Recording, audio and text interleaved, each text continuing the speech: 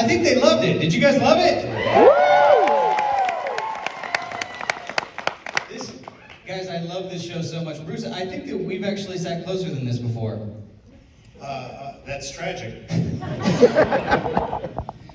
I like your suit jacket, by the way. That's Don't touch me anymore. all right. That's the last time. Bruce loves his personal space. Now, the first episode was amazing, and it really brought me back to the time in high school that I wore a dog collar for the first time and painted my nails black.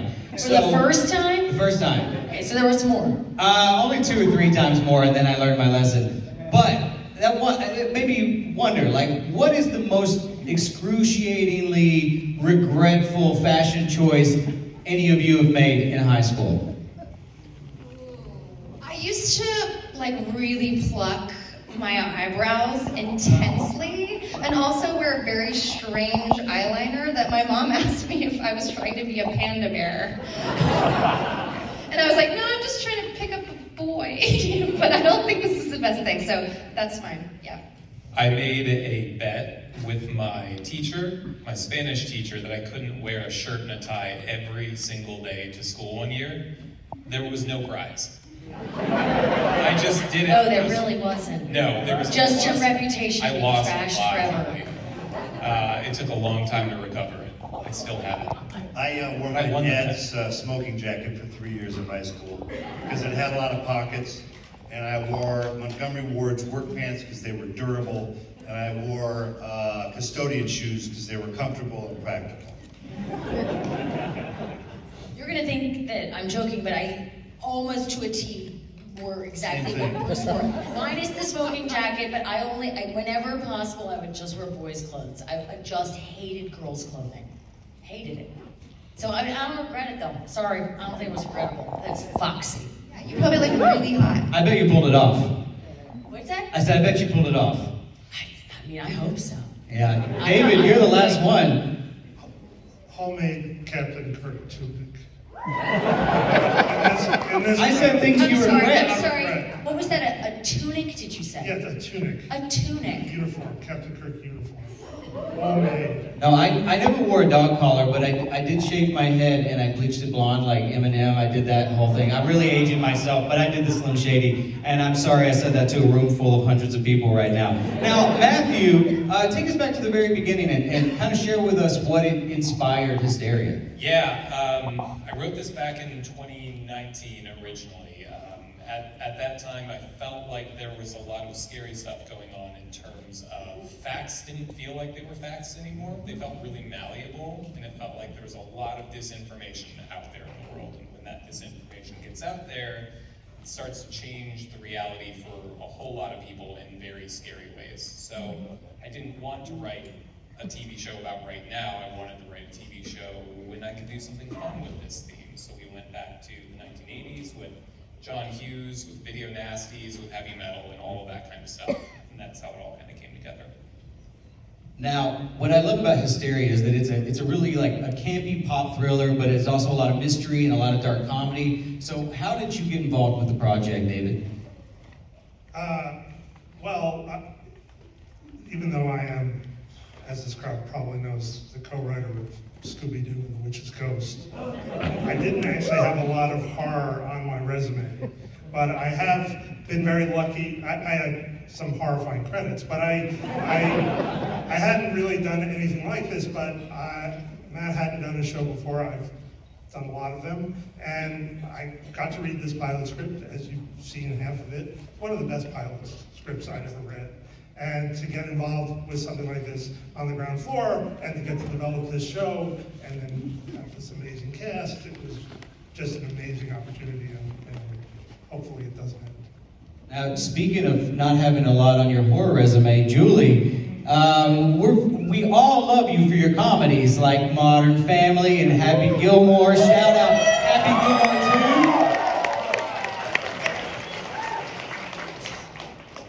But Bruce Campbell is literally from hell. Okay, go on. But how did you go about preparing for a character like Linda Campbell and all the craziness that she goes through during this show? Like, you guys haven't seen anything yet. Like, Julie... No, you haven't seen the end. You guys still probably think that I'm like, you're like, oh, Claire got weird hair. No, the end of the pilot is bananas. I can't believe you didn't show it to them. Whose decision was this? It was not my decision. That was above my pay grade. Suffice it to say that when I first read the pilot, I thought too, I was like, well, you know what, I've played some moms, and I'm okay not going down to Georgia and being away from my kids to play just another mom.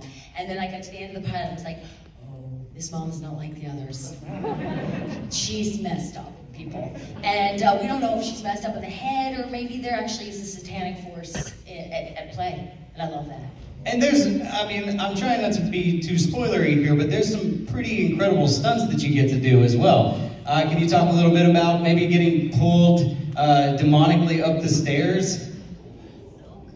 You just spoiled it for all these people.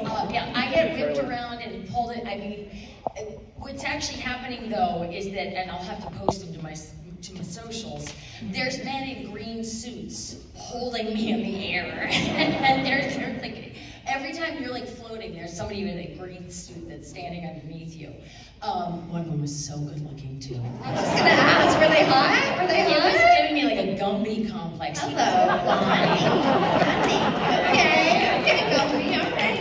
And I did not, but I have to give credit, I did have stunt doubles as well for two things in the pilot. One was the glass smashing, and the other was the going up the stairs. My head gets smashed against the stairs, and that was face replace. Yeah, because the woman who did that, well, she died.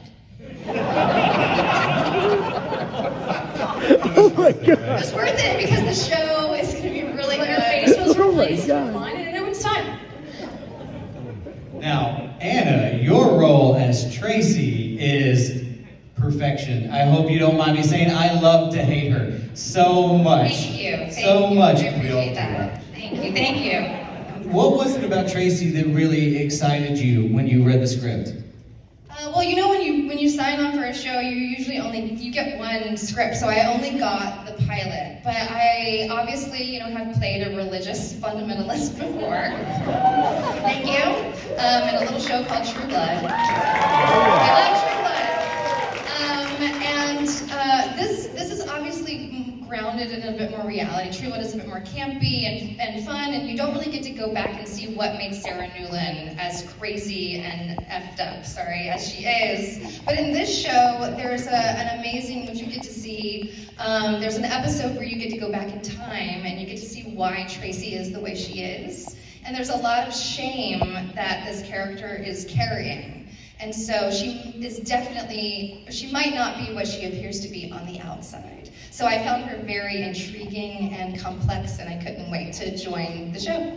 Now, can I also talk about how amazing your hair is, you and Julie both, in this show? It's pretty wild. I just want to know, is that a wig, or is that real hair?